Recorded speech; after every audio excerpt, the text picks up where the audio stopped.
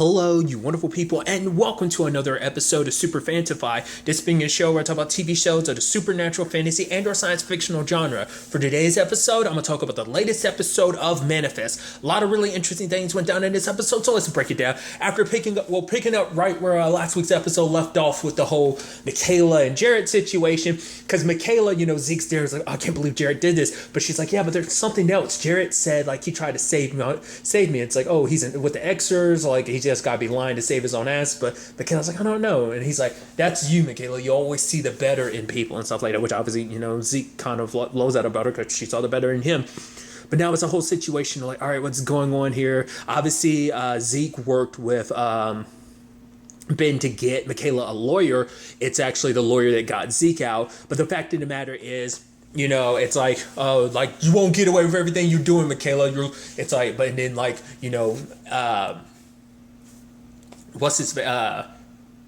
Jared is talking to the cop that was planning to kill Michaela. At the very least, he was going like, now the plan was Simon was going to have me, transport her, would go to a dangerous neighborhood. Either they were already having people set up to kill her or make it so that they go to a dangerous neighborhood. He pops her, makes it look like, oh, someone else, they probably figured it out afterwards, or maybe they set it up ahead of time. Whatever the case may be, obviously the plan was to kill Michaela. But Jared's like, no, I know exactly how to deal with Michaela. And it's like, oh, Simon, I'll have to tell him this was your plan. He's like, yeah, let him know. So it's like, okay. So while that's going down, Jared asked Michaela to meet him secretly. He left a note being like, hey, meet me at our place. Like, it's like where he proposed and everything, which that whole thing is sad because knowing where they are right now, but also it's sad because it's like when you look back at it, it's like, oh, who's there? Her mom and her dad. But also we know that she didn't accept his proposal and everything, and she was excited in a moment, but she just wasn't sure where she wanted to go, in that direction with her life and everything. And it just kind of, it makes you wonder how different things would be if she had said yes back then. I mean, maybe her and Zeke wouldn't be where they are right now. So it's like, it's always a give and take with that whole situation. But Jarrett basically informs her that he's undercover, and it's like, there it is. And she realizes this whole thing, and she's like, well, I gotta let you know, it's because he talks about the fact is when he went to that bar, he didn't know it was an extra bar. He fell for a bartender not knowing who she was, but then he found out about Billy and everything, realizing like, oh, I'm literally in the lion's den. Why not take advantage of this? So it's like, yeah, like isn't her name Tamara, Billy's sister? Like, she has nothing to do with it. She knows her brother's an Exer, but everything she does is for the sake of protecting her brother. So, but now Michaela gets brought into the fold of this investigation. I love I'd say captain, but I think that's their lieutenant, right? Whatever the case may be, their boss. She's like, get in here, and she's yelling at them and everything. It's like, and all right, welcome to the team, Michaela. And then obviously, so it's the whole thing of like, okay, so what are we gonna do? Well, Simon's got his plan. The fact of the matter is, he snuck into Ben's house, took all these photos. He plans on announcing to the world that you guys are dangerous. That like, oh, you get voices in your head and stuff like that. And I love Michaela and Jared look at each other, and she's like, where would he get that idea? But then talks about it getting that idea from like Ben and stuff like that, from like the board and stuff like that.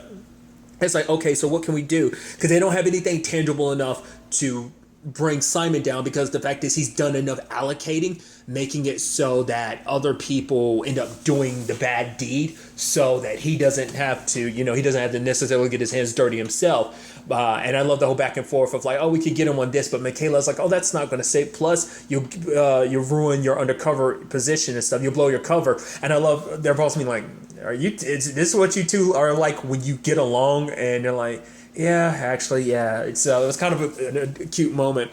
But I love that, like, all right, Jared, you gotta, go check on things and stuff, because Billy was contacting him and everything.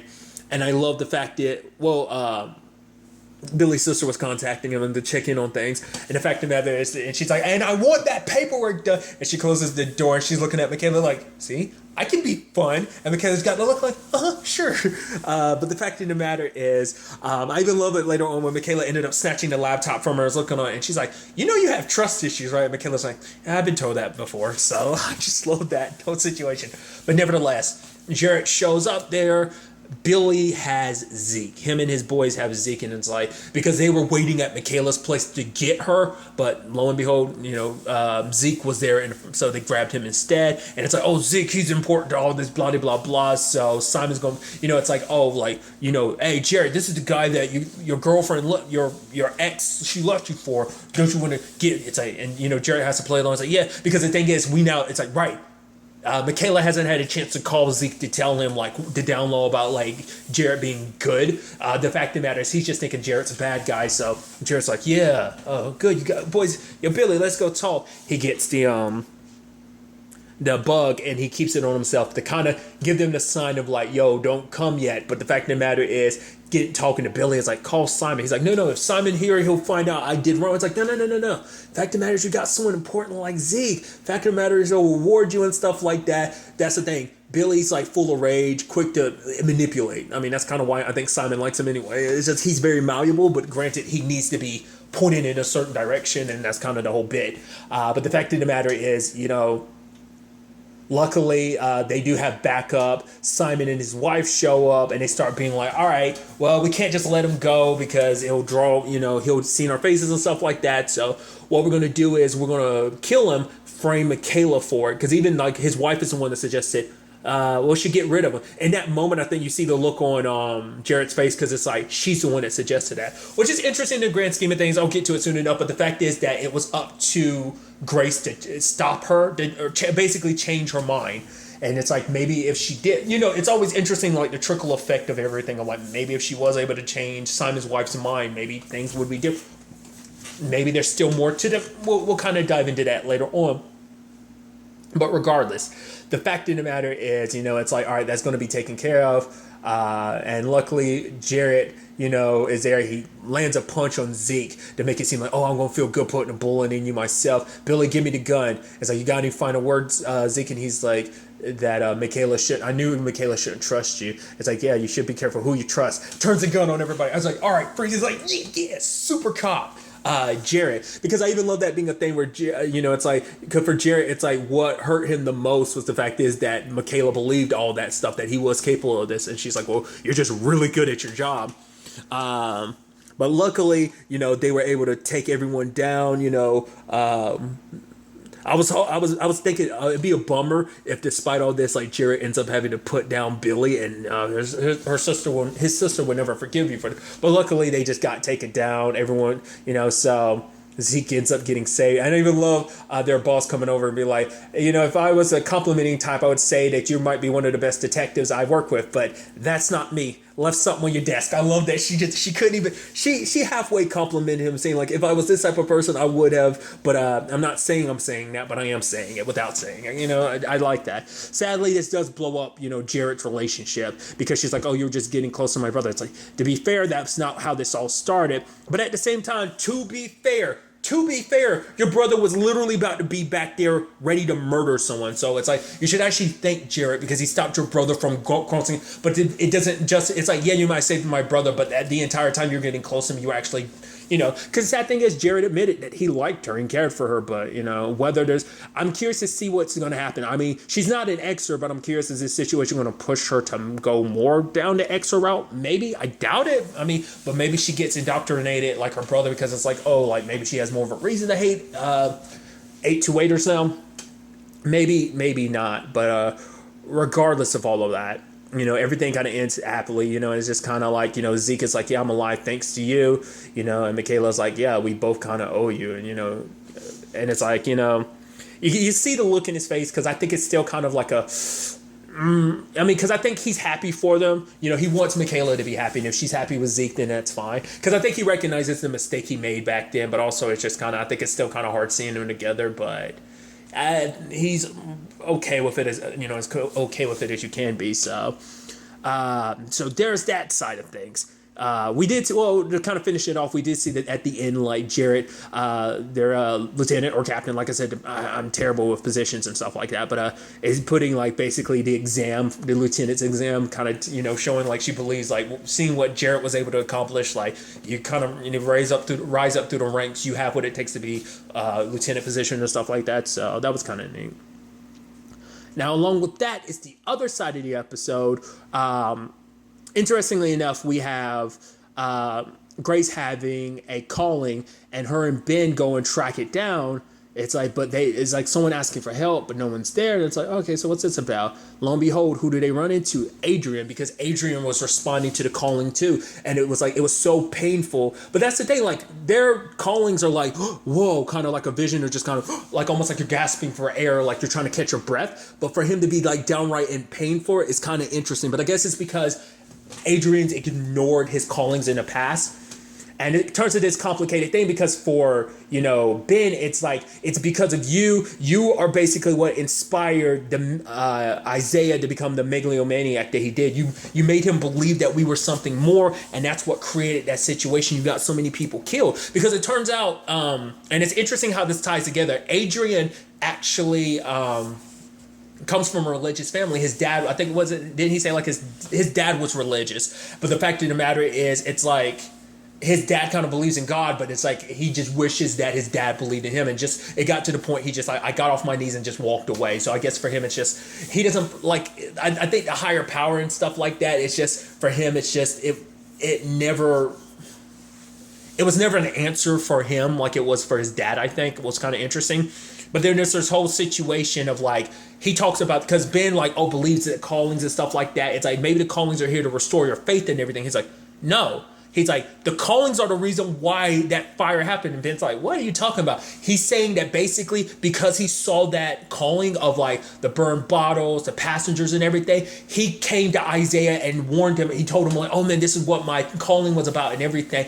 And that's what inspired, it's kind of the chicken or egg. Was Isaiah already thinking about this and the calling was warning about it? Or was the calling that was sent to Adrian a byproduct, and it ended up inspiring Isaiah to do what he did?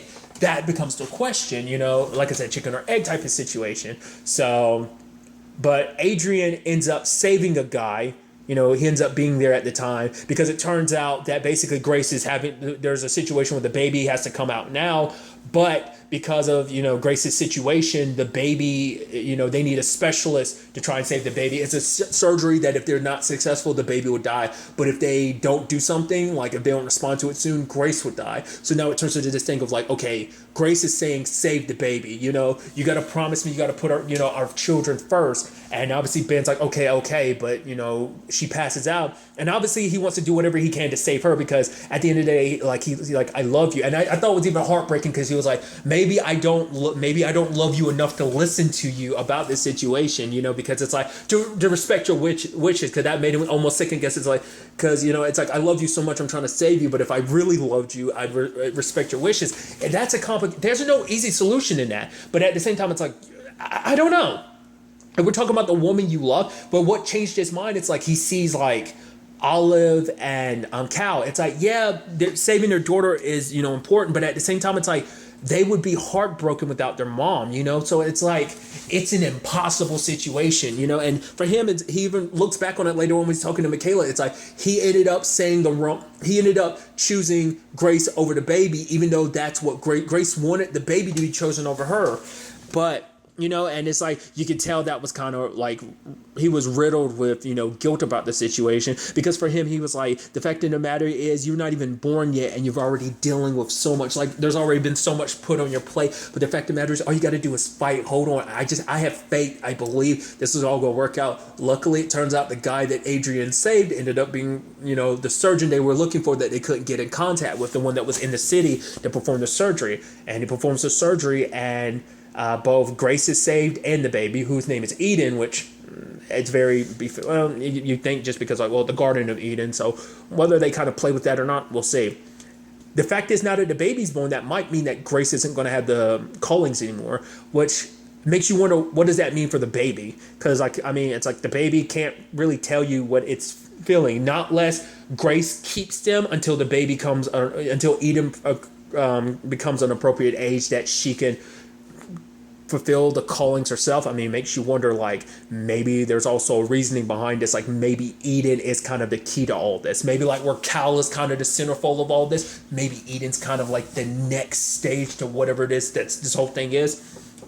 Because upon hearing like the surgeon talk about like, oh yeah, someone saved my life, Ben kind of figures it was Adrian considering the location. He goes to see him. It's like, you should have faith. Look, thanks to you doing what you did, like, you say that surgeon, that person you saved Grace and my baby. So it's like, you should see the good in this. But Adrian, it's like, basically he believes this is all falsehoods and stuff like that, because it's almost like, I forgot the scripture that he was referencing, but essentially it's kind of like, you're so blinded by your belief in the callings, you kind of don't see them for what they are. Because he brings up his example, like I brought up before, but he also brings up the example, like, how did it's like, it's the reason why your wife was in that situation. He's like, what? No, her water broke. He's like, yeah, but you didn't see it, but I saw her kind of fall a little bit, and that's what kind of put her in the situation. She was only there because the calling put her there. And so, but then, like, you have Ben being like, wait, you're saying that the calling put her in that situation so it could end up saving her? Like, what's the point?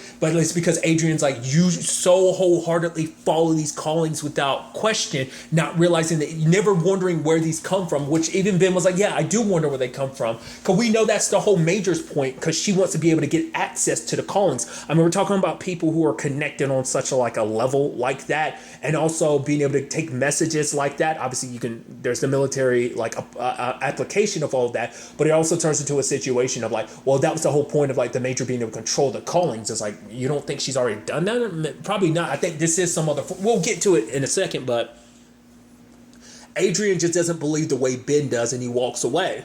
And obviously the conversation between Ben and Michaela, like, Michaela doesn't believe that either, and Ben's like, after today, because that was a whole question before of like, why did the calling make it so that Ben could save Olive? And then eventually, and obviously, TJ brought it up last episode.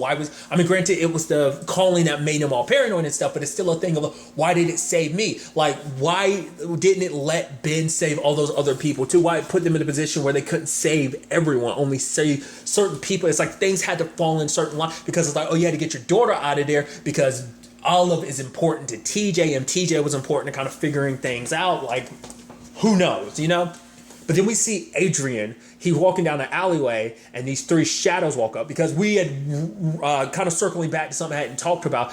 Olive and Cal wanted to make, a book, kind of like a what to do when you have a calling to the baby, that can explain it all. And I love that whole conversation where Olive is like, I'm your big sister, and Cal's like, no, technically I'm the oldest. And it's like the whole thing of like, it's like, oh yeah, like an idea from my younger big sister and my younger older sister, and then to help out my younger sister. So like, yeah, I'm happy to kind of help. But it turns out one of his first callings, he was like, yeah, I could never figure it out. It's their family, but there's a shadow drawn behind it. But then, like, as time passed, Cal kept seeing the shadow grow more and more surrounding his family. It's like, what the hell is that about? Adrian sees three shadows coming up from the wall. So I'm like, what the hell is that about? And as he's running from it, and at the very end, Cal sees those same shadows. So, are there two opposing forces using the callings? Because that was something I was bringing up before. The fact is, Grace never fulfilled her side of the calling that was meant to change that woman's mind. But it's like, was she ever meant to? Like, what would have been the domino effect of that?